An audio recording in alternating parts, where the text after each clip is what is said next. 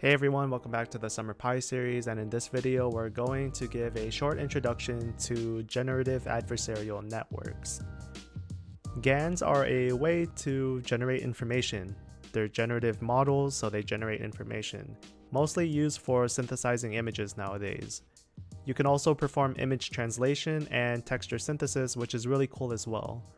But they are also responsible for the concern of deepfakes, which we'll get into in a future video. GANs work by using an adversarial approach, where two different neural networks go against each other. One network is a discriminator. It's simply the classifier that we made previously, and its objective is to tell whether images are real samples or fake samples.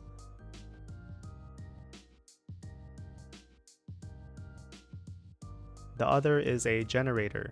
Its objective is to generate fake samples that look realistic enough that the discriminator thinks they're real. The process can be described as follows.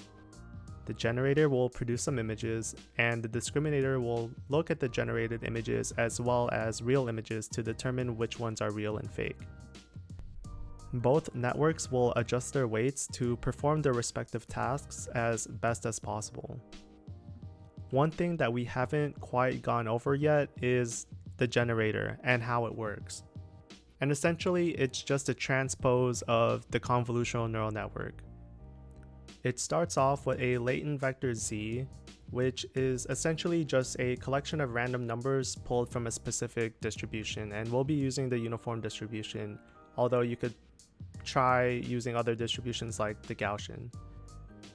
And then what happens is you have this latent vector z, and it's used to construct these different feature maps. Again, like the convolutional neural network.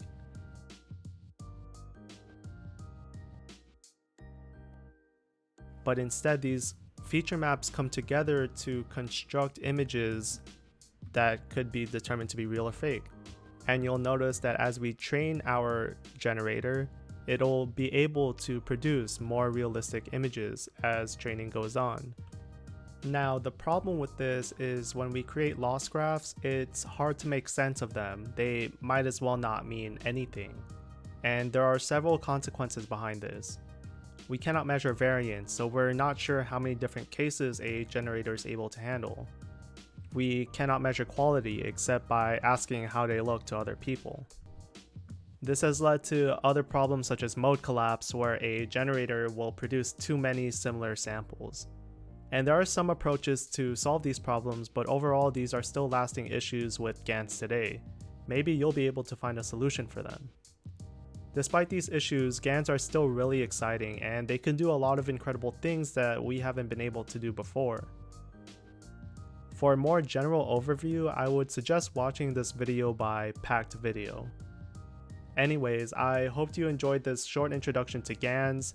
In the next video, we'll start programming the discriminator and generator networks. So I hope to see you there. Peace.